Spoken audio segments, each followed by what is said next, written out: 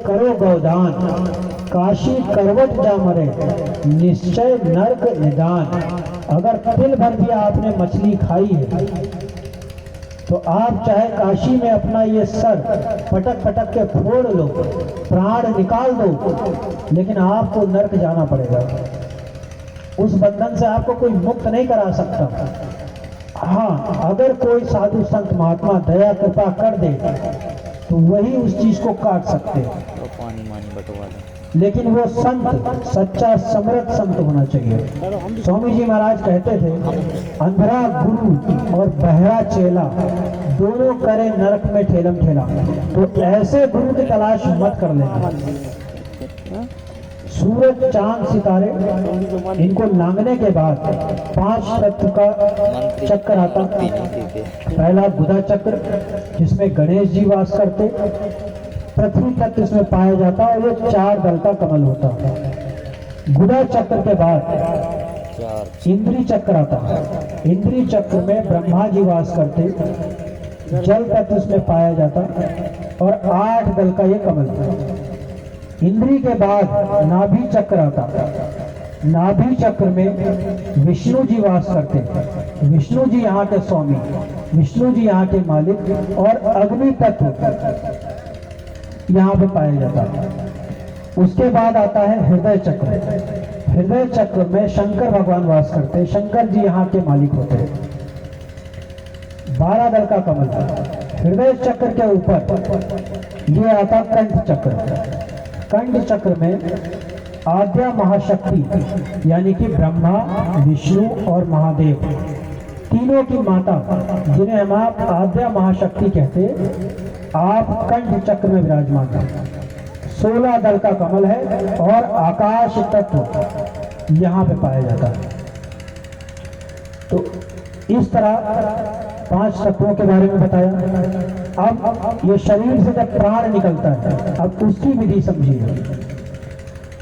जब सब प्राण किसी के निकलते, सहजो बाई ने लिखा कि सहजो मौते आइया, अंग अंग दिया तोड़, हिया जरे छाती फटे, उठे पीर घंघोर। स्वामी जी महाराज कहते थे, जैसे 1 लाख बिच्छू एक साथ शरीर में जब डंक मारते तो उस वक्त जो तकलीफ होती वो केवल वही समझ सकता जिसके प्राण निकल रहे हैं और दूसरा कोई नहीं समझ सकता। तो जब प्राण निकलते हैं तो सबसे पहले गुदा चक्र टूटता है।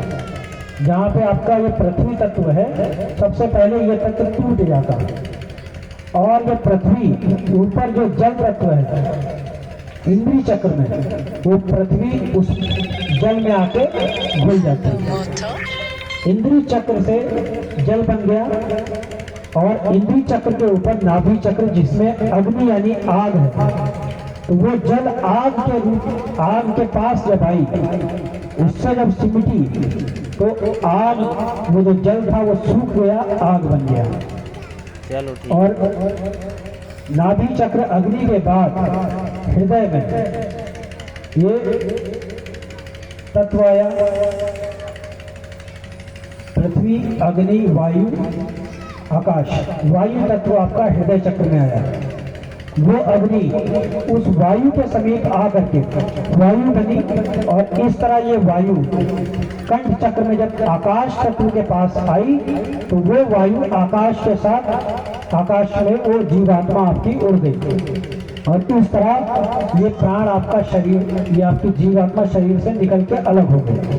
अब शरीर के साथ क्या होता, आप चाहे हिंदू हो, मुस्लिम हो, क्रिश्चियन हो या सिख हो या ईसाई हो या जैन हो, जो भी आपकी जाति या धर्म है, अगर आप हिंदू हो तो आपके शरीर को ले जा करके शमशान भूमि पर चिता तैयार कर दी जाती।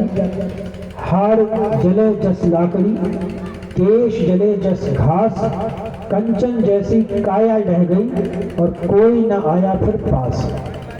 ये शरीर के साथ अगर आप हिंदू हो, चिता में आपके शरीर को लगा दिया, अग्नि दे दी गई, आगे के जो भी काम होते हैं वो सब कर दिया जाता है।